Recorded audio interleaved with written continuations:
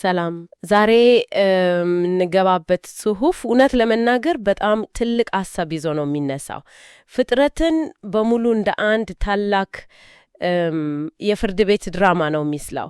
ይህ የሚጀመረው በሰማይ በተነሳ አንድ በጣም ከባድ ክስ ነው። የሚቋጨው ደግሞ ያ ክስ ሙሉ በሙሉ ውድቅ ተደርጎ ፍጥረት ወደ ፍጹም ሰላም ሲመለስ ነው። እናም ይሄንን ጉዞ ከጅምሩ እስከ ፍጻሜው ድረስ አብረን እንፈትሻለን። አዎ በጣም ትክክል ነሽ። እና የድራማው መነሻ ደግሞ የእግዚአብሔር የአገዛዝ ስርዓት ምን ይመስላል የሚለው ጥያቄ ነው። ጽሑፉ እንደሚተነትነው ይህ አገዛዝ በጉልበት ወይም በኃይል ላይ የተመሰረተ አይደለም። መሰረቱ ፍቅር ነው። ከዙፋኑ የሚወጡት ትእዛዛት የጽድቅና የእውነት መግለጫዎች ሲሆኑ የሁሉም ሕጎች ማሰሪያና ፍጻሜ ደግሞ ፍቅር ነው ይላል። ይህ መርህ የሁሉም ነገር መሰረት ነው። እሺ እንግዲያው ይህ በፍቅር ላይ የተመሰረተ ስርዓት እንዴት ተናጋ? የመጀመሪያው የአመጽ ድርጊት ከየት መጣ? አመጹ የመጣው ከፍጡራን ሁሉ የላቀ ቦታ ከነበረው ከሉሲፈር ነው። ጽሑፉ ሄሌል ወይም የየንጋት ልጅ በማለት ይጠቅሰዋል። ኢሳይያስ 14 ላይ እንደተጠቀሰው ምኞቱ በጣም ከባድ ነበር።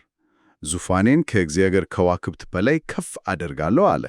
ነገር ግን እዚህ ጋር በጣም የሚገርመው ነገር ዙፋኑን ለመንጠቅ የሞከረው በጦር ሳይሆን በክርክር መሆኑ ነው። በክርክር እንዴት? አዎ ይሄ ነው የሚገርመው። ያቀረበው ክስ በጣም ስል ነበር። ዋና መከራከሪያው ይሄ ነው። የእግዚአብሔር የፍቅር ትእዛዛት ፍጡራን ሊጠበቁት ማይችሉት ሸክም ነው። ከዚያም ይሄን ሐሳብ ያዳበረዋል። አንድ ሕግ ሊጠበቅ ማይችል ከሆነ እንዲጠበቅ ማዘዝ በራሱ ኢፍትሐዊ ነው ይላል። ይሄ ደግሞ እግዚአብሔርን አምባገነንና ውሸጣም ያደርገዋል። እንዲያውም ፍጡራንን ሊጠበቁት በማይችሉት ሕግ ወደ ሞት የሚመራ ገዳይ ነው የሚል ክስ ነው ያቀረበው። ይሄ በጣም ከባድ ክስ ነው። በሌላ አነጋገር የእግዚአብሔርን ባህሪና የአገዛዙን መሰረት ነው በቀጥታ የተገዳደረው። ታዲያ ለዚህ አይነት ክስ የእግዚአብሔር ምላሽ ምን ነበር? ለምን ወዲያውኑ አመፀኛውን በኃይሉ አላጠፋው? እዚህ ላይ ነው እንግዲህ የጉዳዩ ውስብስብነት የሚጀመረው። ጽሑፉ እንደሚለው እግዚአብሔር ሰይጣንን በቅጽበት ቢያጠፋው ኖሮ የቀረበውን ጥያቄ አይመልስም ነበር። ይልቁንም የሰይጣንን ክስ የሚያጠናክር ነበር የሚሆነው። እንዴት ማለት? እስቲ አስቢው። ሌሎች መላእክትና ፍጡራን በልባቸው ውስጥ ክርክሩን ማሸነፍ ስላቃተው በጉልበት ዝም አሰኘው የሚል ጥርጣሬ ሊያደርባቸው ይችላል። እውነት ነው። ያ ጥርጣሬ ደግሞ እንደ ሱር እሳት የተስፋፋ ለወደፊቱ ለሚነሱ ሌሎች አመጾች መነሻ ይሆናል። ስለዚህ የእግዚአብሔር ዓላማ የሰይጣንን ክስ በኃይል ማፈን አልነበረም። ይልቁንስ ክሱ ፍጹም ውሸት መሆኑን በማያዳግም ማስረጃ ማጋለጥ ነበር። እሺ ገባኝ። እንግዲያው እግዚአብሔር የሰይጣንን ክስ በጉልበት ሳይሆን በማስረጃ ለማስተባበል ወሰነ። ነገር ግን ማስረጃ ለማቅረብ ያው የፍርድ ችሎት ያስፈልጋል። ይህ ችሎት የት ነው የተቋቋመው? እዚህ ጋ ነው እንግዲህ የሰው ልጅ ወደ ታሪኩ የሚገባው። በትክክል ችሎቱ ምድር ሆነች። ዋናው ሕያው ማስረጃ እንዲሆን የተፈጠረው ደግሞ አዳም ነው። በጽሑፉ መሠረት አዳም የተፈጠረበት ሁለት ዋና ዋና ምክንያቶች አሉ። አንደኛው ትንሽ ውስብስብ ነው። ለመጨረሻው አዳም ማለትም ለኢየሱስ ወደዚህ ዓለም መጥቶ የሰው ልጆችን የማዳን ሥራ እንዲሠራ እንደ ቅርፊት ወይም እንደ መግቢያ በር ሆኖ እንዲያገለግለ ነው። ቅርፊት የሚለው ቃል በጣም ይገርማል። ትንሽ ብታብራራልን። ማለቴ ወልድ የሰውን ሥጋ ለብሶ መምጣት ነበረበት። ስለዚህ የአዳም የዘር ሐረግ ያንን ሥጋ የሚያገኝበት መንገድ ሆነ ማለት ነው። ነገር ግን ለክርክራችን ይበልጥ አስፈላጊ የሆነው ሁለተኛው ምክንያት ነው። ይኸውም አዳም የተፈጠረው የሰይጣንን ክስ በተግባር ለማስተባበል ነው። በእግዚአብሔር መልክ የተፈጠረ ፍጡር ሕጉን መጠበቅ ይችላል ወይስ አይችልም ለሚለው ጥያቄ አዳም ሕያው መልስ እንዲሆን ታስቦ ነበረ። በሌላ አነጋገር ሕጎቼ ሊጠበቁ እንደሚችሉ በተግባር ላሳየህ ነው የሚል መልእክት ነው እግዚአብሔር ያስተላለፈ የነበረው። ነገር ግን ሁላችንም እንደምናውቀው አዳም በዚህ ፈተና ወደቀ። ጽሑፉ እንደሚለው ውድቀቱ የመጣው ከእግዚአብሔር ይልቅ ሔዋንን በመውደዱ ለፈተና እጅ ሲሰጥ ነው። ይህ ውድቀት በሰማይ ለነበረው ክርክር ምን አይነት ትርጉም ነበረው? ትርጉሙ በጣም ከባድ ነበር። በመጀመሪያ ደረጃ አዳም በመውደቁ ለጊዜው የሰይጣን ክስ እውነት አስመስሎታል። አየህ፣ እንዳልኩት አልነበረም? ፍጡር ሕግህን መጠበቅ አይችልም የሚል መከራከሪያ እንዲያቀርቡ ዕድል ሰጥቶታል። የዚህ ውድቀት ቀጥተኛ ውጤት ደግሞ በምድር ላይ አዲስ አይነት የአገዛዝ ስርዓት መጀመሩ ነው። ምን አይነት ስርዓት? ጽሑፉ ኃያል ደካማን የሚበላበት ሥርዓት ይለዋል። በኮሪያን ጽሑፉ ላይ ያጊው ቃንሺክ ነው የሚለው። ይሄ የሰይጣን የአገዛዝ መርህ ነው። መሠረቱ ራስ ወዳድነትና ጉልበት ነው። የእግዚአብሔር አገዛዝ በፍቅር ላይ ሲመሠረት፣ የሰይጣን አገዛዝ ደግሞ በኃይልና በራስ ጥቅም ላይ ይመሠረታል። ሁለተኛው ትልቅ ውጤት ደግሞ ሞት ነው። ኃጢአት ሞትን አስከተለ። ጽሑፉ ሞትን ከእግዚአብሔር ሕይወት መለየት እንደሆነ ነው የሚገልጸው። ሥጋም ወደ መበስበስ፣ ወደ አፈር መመለስ ጀመረ። እዚህ ጋር ታሪኩ በጣም የጨለመ ይመስላል። የመጀመሪያው ማስረጃ ከሸፈነ፣ የሰይጣን ክስ የበላይነት ያገኘ መሰለ፣ ሞትም ነገሰ። ታዲያ መፍትሄው ከየት መጣ? መፍትሄው የመጣው የመጨረሻው አዳም ተብሎ በተጠራው በራሱ በእግዚአብሔር ወንድ ነው። ወደ ፍጥረት ዓለም በመምጣት ነገሮችን ሙሉ በሙሉ ለወጣቸው። ድሉ በብዙ መልኩ ነው የተገኘው። አንደኛ፣ በደሙ የሰው ልጅ በዋጋ ገዛ ይላል ጽሑፉ። ይህ ማለት የሰው ሥጋ ከኃጢአት ባርነት ነፃ ወጥቶ የእግዚአብሔር ማደሪያ እንዲሆን መንገድ ከፈተ ማለት ነው። ነገር ግን ከክርክሩ አንጻር ትልቁ ድል የቱ ነው?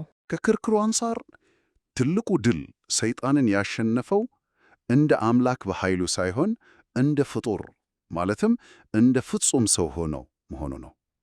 ይህ ነጥብ በጣም ወሳኝ። ቆይ ይሄ ለምን ወሳኝ ሆነ? በሌላ አባባል ሰይጣን ሰው ሕግህን መጠበቅ አይችልም ብሎ ስለተከራከረ መልሱም ይቻላል የሚል መሆን የነበረበት ከሌላ ፍጡር ሳይሆን ከሰው በኩል ነው ማለት ነው። አምላክ ሆኖ ቢያሸንፈው ኖሮ የሰይጣንን ክርክር በቀጥታ አይመልስም ነበር የሚል ሐሳብ ነው። በትክክል ልክ እንደዛ ነው። አንድ ሰው ማንም ሰው የ4 ደቂቃ ማይል መሮጥ አይችልም ብሎ ቢከራከር፣ አንቺ ደግሞ አቦ ሸማኔን አምጥሸሽ አየሽ ይቻላል አትዩ። ክርክሩን አያስተባብልም። ክርክሩ ስለ ሰው አቅም ነው። ገባኝ። ስለዚህ መልሱም ከሰው መምጣት ነበረበት። ኢየሱስ ፍጹም ሰው ሆኖ ያለምንም ኃጢአት ኖሮ የፍቅርን ሕግ ሙሉ በሙሉ ጠብቆ ሲሞት የሰይጣንን ክርክር መሠረቱን ነው ያናገው። አየህ፣ ሰው ሕጉን መጠበቅ ይቻላል የሚል ሕያው ማስረጃ ሆነ። ትንሣኤውስ በዚህ ውስጥ ምን ሚና አለው? ትንሣኤው የድሉ ማህተም ነው። የፍርድ ቤቱ የመጨረሻ ብይን ማለት ትችያለሽ። ሞት የኃጢአት ውጤት ወይም ደሞዝ ነው። ኢየሱስ ደግሞ ኃጢአት አልሠራም። ስለዚህ ሞት በእርሱ ላይ ሥልጣን ሊኖረው አይችልም። ከሞት መነሳቱ ኃጢአት እንደሌለበትና ሕጉን ሙሉ በሙሉ እንደጠበቀ ትልቁ ማረጋገጫ ሆነ። በዚህም የሰይጣን ክስ ሙሉ በሙሉ ውድቅ ሆነ። እሺ፣ ኢየሱስ ይህን ታላቅ ድል ከተቀዳጀ እና የሰይጣንን ክስ ውድቅ ካደረገ ለምን ወዲያውኑ ሰይጣንን አስወግዶ ምድርን አልተቆጣጠርም?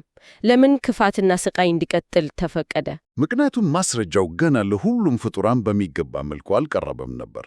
አንድ ሰው ብቻ ያቀረበው ማስረጃ ምንም እንኳን ፍጹም ቢሆንም የአጽናፈ ዓለሙን አስተሳሰብ ለመቀየር በቂ ላይሆን ይችላል። የትእዛዛቱ እውነተኝነት ለፍጥረት ሁሉ እንዲረጋገጥ ተጨማሪ ሰማዕት ምስክሮች ያስፈልጉ ነበረ። ሰማዕት ምስክሮች እነማን ናቸው? ልክ እንደ ኢየሱስ በእግዚአብሔር ላይ ያላቸውን ፍቅርና ታማኝነት እስከ ሞት ድረስ በማሳየት የትእዛዛቱን ተፈጻሚነት በተግባር የሚያረጋግጡ ሰዎች ናቸው። የእነዚህ ምስክሮች ቁጥር እስኪሞላ ድረስ የማስረጃ የመሰብሰቡ ሂደት ይቀጥላል። ይህ ድል ከአንድ ሰው ወደ ብዙሃን የሚተላለፍበት ሂደት ነው። ይህ ድል ወደ ሌሎች ሰዎች የሚታለፈው እንዴት ነው? የመንፈስ ቅዱስ ሚና እዚህ ላይ ነው ማለት ነው የሚገባው? አዎ፣ የመንፈስ ቅዱስ ሚና እጅግ ወሳኝ ነው። መንፈስ ቅዱስ አማኞችን ኃጢአትን እንዲያሸንፉ ኃይል ይሰጣቸዋል። ከዚያም በላይ ሕጉ በድንጋይ ጽላት ላይ ብቻ ተጽፎ የሚቀር ነገር ሳይሆን በልባቸው ሥጋ ላይ እንዲጻፍ ያደርጋል። ይህ የመጀመሪያው አዳም የወደቀበትን በማረም ሰዎች እንደገና ወደ እግዚአብሔር መልክ እንዲመለሱ የሚያስችል ውስጣዊ ለውጥ ነው። እሺ፣ አሁን ወደ አንድ በጣም አስደናቂ ጽንሰ ሐሳብ እንምጣ። ጽሑፉ በኩራት ወይም የመጀመሪያ ፍሬዎች በኮሪያን ጽሑፉ ላይ ቸቴልሜ ተብሎ የተጠቀሰው ስለሚጠራቸው ቡድኖች በዝርዝር ያወራል። ይህ የማስረጃ አሰባሰብ ሂደት ፍጻሜው እንዴት እንደሚያገኝ የሚያሳይ ይመስለኛል። በጣም ትክክል። የበኩራት ወይም የመጀመሪያው ፍሬ ጽንሰ ሐሳብ ከግብርና የተወሰደ ምሳሌ ነው። አንድ ገበሬ ከመከሩ ሁሉ በፊት የሚደርሱትን የመጀመሪያው ፍሬዎች ሲያይ የቀረው መከር ምን አይነት እንደሚሆን እርግጠኛ ይሆናል። እነዚህ የመጀመሪያው ፍሬዎች የቀረው የመከሩ ናሙና ዋስትና ናቸው። ጽሑፉም የምሳሌ በመጠቀም 3 አይነት የመጀመሪያ ፍሬ ስብሰቦች እንዳሉ ይገልጻል። የመጀመሪያው ማን ነው? የመጀመሪያውና ዋነኛው ኢየሱስ ክርስቶስ ራሱ ነው። ከሙታን መካከል የመጀመሪያው ሆኖ ስለተነሳ የአንቀላፉት በኩራት ተብሏል። የሆነው ደግሞ በአይሁድ የበኩራት በዓል ቾሽልጆል ቃል ላይ መሆኑ ምሳሌያዊ ትርጉሙን ያጎላሏል። እርሱ ከሞት በመነሳት ሌሎችም እንደሚነሱ ዋስትና ሆኗል። ሁለተኛው ቡድን ሐዋርያት እና በዘመናቸው የነበሩ የመጀመሪያዎቹ ክርስቲያኖች ናቸው። በተለይ በበዓለ ሐምሳ ኦሱንጆል ቀን መንፈስ ቅዱስን የተቀበሉት እነርሱ የመንፈስን ኃይል የተቀበሉ የመጀመሪያው የሰው ልጆች ስብስብ በመሆናቸው የመንፈሳዊው መከር የመጀመሪያ ፍሬዎች ሆነዋል። እሺ፣ የመጀመሪያው ከሞት የተነሳው፣ ሁለተኛው መንፈሱን የተቀበለው፣ ሦስተኛውስ? ጽሑፉ ስለ 144,000 ሰዎች አውራ። ይህ በጣም የተለየ ቁጥር ነው። አዎ፣ ሦስተኛውና የመጨረሻው ቡድን 144,000 ናቸው። ጽሑፉ እነዚህን በዓለም ፍጻሜ የሚመቱ የመጨረሻዎቹ ሰማዕት ምስክሮች እንደሆኑ ይገልጻቸዋል። እዚህ ላይ ቁጥሩን በቀጥታ ከመውሰድ ይልቅ ምሳሌያዊ ትርጉሙን መመልከት አስፈላጊ ነው። በራእይ መጽሐፍ እንደተገለጸው 12 ሲባዛ በ12 ሲባዛ በሺህ የተገኘ ቁጥር ነው። ስለዚህ 144,000 ማለት የሰማዕት ምስክሮቹ ቁጥር ሲሞላ እና ሲፈጸም ማለት ነው። ልክ አንድ የፍርድ ሂደት በቂ ምስክር ሲያገኝ እንደሚዘጋ የእነዚህ ምስክሮች ቁጥር መሙላት የሰይጣንን ክስ ለማክሸፍ የሚያስፈልገው የመጨረሻው ማስረጃ እንደሆነ ነው ጽሑፉ የሚተነትነው። በሌላ አነጋገር የእነዚህ የመጨረሻ ምስክሮች ቁጥር ሲሞላ የማስረጃ የመሰብሰቡ ምዕራፍ ይጠናቀቃል ማለት ነው።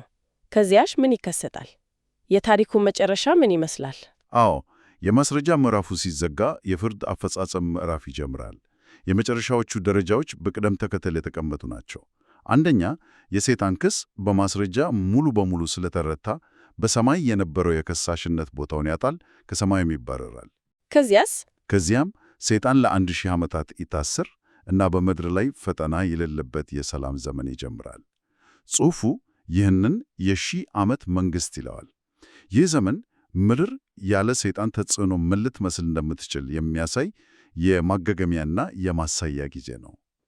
በ1000 ዓመቱ መጨረሻ ላይ ደግሞ የመጨረሻው ፍርድ ይካሄድና ኃጢአት፣ ሞት እና ከእነርሱ ጋር የተያያዙ ነገሮች በሙሉ ወደ እሳት ባህር ይጣላሉ። ይህም የክፋት ዘመን ፍጻሜ ነው። እና የመጨረሻው ግብ የሁሉም ነገር ፍጻሜ ምንድን ነው?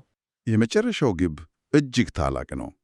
በአንደኛ ቆሮንቶስ 15 ላይ እንደተገለጸው ውልድ ጠላቶቹን ሁሉ ካሸነፈው በኋላ የመጨረሻው ጠላት የሆነውን ሞትን ጨምሮ ፍጹም የሆነውንና የነፃውን ፍጥረት ለአብ ያስረክባል። የመጨረሻው ግብ እግዚአብሔር በሁሉ ስፍራ ሁሉን እንዲሆን ነው። በዚህ ጊዜ ፍጥረት ወደ መጀመሪያው ዓላማው ወደ ፍጹም አንድነትና ሰላም ይመለሳል።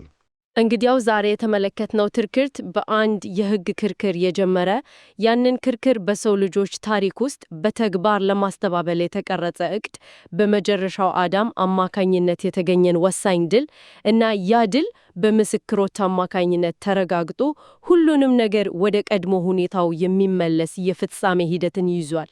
ከጦፈር ግጭት እስከ ፍጹም ሰላም ድረስ ያለውን ጉዞ ነው ያየነው። በእርግጥ ጽሑፉ አንድ አእምሮን የሚፈታተን ሐሳብ ትቶልን ነው የሚያልፈው። ይኸውም መላው የሰው ልጅ ታሪክና የፍጥረት ድራማ የተመሠረተው ፍቅር እንደ መለኮታዊ ሕግ ያለውን ተፈጥሮ በማረጋገጥ ላይ ነው ይላል። ይህ ደግሞ አንድ ጥያቄ ያስነሳል።